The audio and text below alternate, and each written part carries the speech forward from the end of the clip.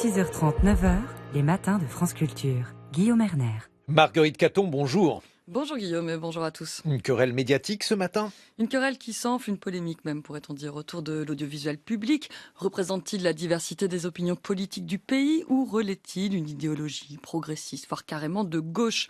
En cette période électorale, la question est d'autant plus cruciale et c'est donc le juge de paix que nous avons invité, le directeur général de l'autorité de régulation de la communication audiovisuelle et numérique, l'ARCOM. Bonjour Guillaume. Bonjour. Merci d'être venu ce matin. Le premier devoir des médias audiovisuels, c'est d'assurer le pluralisme. Est-ce qu'il s'applique de la même manière aux antennes publiques et privées ? La réponse est oui. Le principe de pluralisme est un principe constitutionnel, absolument essentiel à la vie de notre pays. Il est donc garanti par le Conseil constitutionnel. Il est inscrit aussi dans la loi Léotard de 1986, qui confie effectivement à l'ARCOM le soin d'en assurer le respect, et sous le contrôle du juge. Cette loi Léotard de 1986 précise aussi que l'ARCOM garantit l'impartialité du secteur public. Est-ce que vous êtes plus spécialement vigilant au quotidien sur les médias publics ou vous appliquez le même traitement à chacun ? Nous avons des règles qui portent sur l'information, effectivement, sur l'impartialité, l'honnêteté, l'indépendance, qui s'appliquent à l'ensemble des médias, qu'ils soient publics ou privés. Alors concrètement, le pluralisme, ça se traduit en temps de parole pour chaque courant politique. Hors campagne électorale, l'exécutif a droit à un tiers. Il faut ensuite donner la parole à la majorité et aux oppositions. Comment est fixé le temps de chacun ? Ce n'est pas la stricte égalité qui s'applique. Alors effectivement, le principe général sur lequel repose ce système est le principe de l'équité. C'est-à-dire que chaque formation politique, chaque composante de la vie politique doit avoir accès aux antennes, qu'elles soient publiques ou privées, à mesure de son poids dans la vie politique.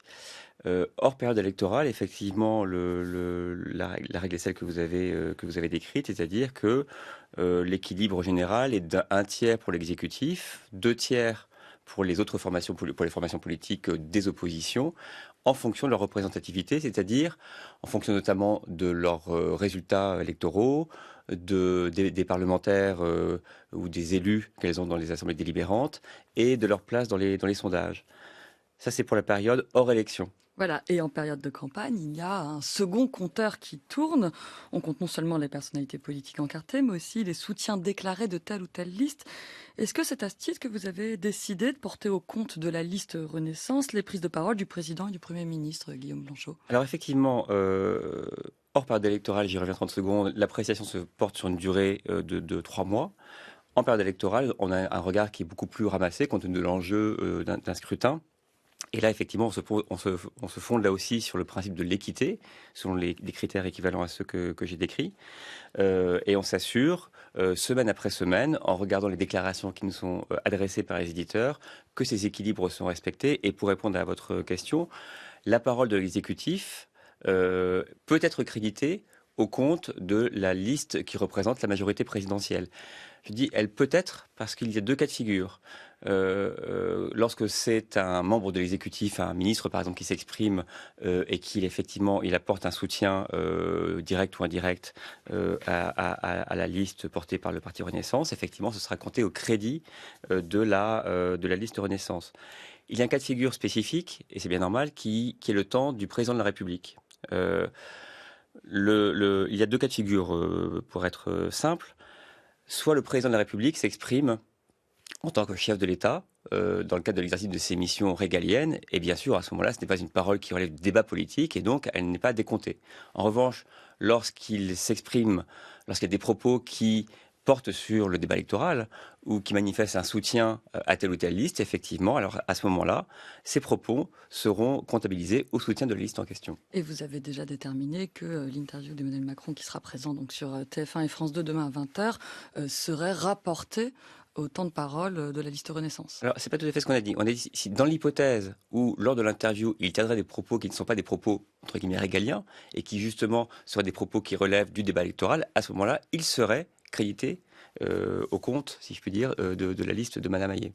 Les petites listes, celles qui n'ont ni beaucoup d'élus, ni beaucoup d'intentions de vote, se plaignent d'être invisibles dans les médias. Elles tenaient lundi une conférence de presse devant le siège de l'ARCOM.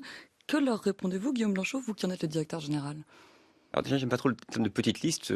Toutes les listes ont droit à accéder aux médias audiovisuels en fonction de leur représentativité, le législateur a souhaité que l'accès au scrutin européen soit très ouvert. Et c'est pour ça qu'effectivement, aujourd'hui, il y a 32 listes qui sont en compétition pour ce scrutin. Et l'ARCOM considère, elle en a effectivement délibéré hier, je parle du collège de l'ARCOM, considère qu'il faut donner une place à chacune de ces listes. Elles sont effectivement, pour certaines d'entre elles, venues nous faire part à l'ARCOM de leurs revendications. Elles ont été reçues par des membres du collège de l'ARCOM et nous avons donc passé ce message à l'issue d'une délibération du collège hier. Le débat organisé par France 2 entre Gabriel Attal, Premier ministre, et Jordan Bardella, tête de liste RN, ne vous a pas semblé inéquitable de ce point de vue-là?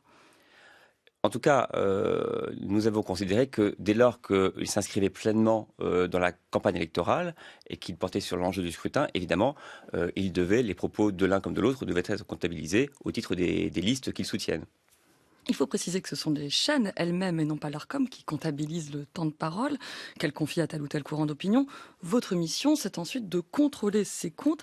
Est-ce que vous découvrez ponctuellement ou régulièrement des inexactitudes, voire des tromperies? Oui, effectivement, c'est très important. On n'a pas une armée d'agents publics qui passent leur temps devant les écrans ou à l'écoute de la radio pour faire un décompte précis de chaque prise de parole. Ce sont d'abord les chaînes, effectivement, qui font ce décompte, qui nous adressent en période électorale toutes les semaines leurs déclarations. Les équipes de l'ARCOM, une douzaine de personnes, vérifient ces déclarations, s'assurent qu'il n'y a pas d'incohérence, s'assurent qu'il n'y a pas d'informations qui sont manquantes. Et ensuite, ces temps sont examinés chaque semaine par le collège de l'ARCOM. Lorsque le collège de l'ARCOM considère qu'il y a des déséquilibres qui nécessitent une intervention, à ce moment-là, il va le faire savoir à la chaîne. Un point particulier, compte tenu encore une fois, de l'importance de cette mission qui est au cœur de notre vie démocratique, l'ARCOM peut intervenir de façon préventive, en quelque sorte. C'est d'ailleurs ce qu'il a fait hier à propos de l'interview du président de la République que vous évoquez il y a quelques instants. Il a bien dit à France Télévisions et au groupe TF1, dans l'hypothèse où certains des propos tenus par le président de la République seraient des propos électoraux et où ça créerait des déséquilibres, il faut que vous preniez les mesures, y compris à titre préventif, pour que, à la fin de la campagne, c'est-à-dire vendredi soir, les équilibres soient respectés. Et alors, est-ce que les tromperies ou les inexactitudes sont régulières ou ponctuelles ou rares? Le travail vraiment avec les rédactions se fait en confiance. Les rédactions sont tout à fait habituées à appliquer ces règles. Les équipes de l'ARCOM discutent quasi quotidiennement avec elles. Ça se passe du mieux possible. Je tiens à dire que c'est vrai d'ailleurs aussi des relations avec les formations politiques qui sont habituées à ces règles, même si parfois elles sont critiquées, étant jugées un peu sophistiquées. Mais ça fonctionne bien. Et d'ailleurs, après chaque scrutin, l'ARCOM publie des rapports pour rendre compte de la façon dont les médias ont traité de la campagne électorale. Et globalement, les règles sont toujours respectées. Merci beaucoup, Guillaume Blanchot, directeur général de l'ARCOM. Merci.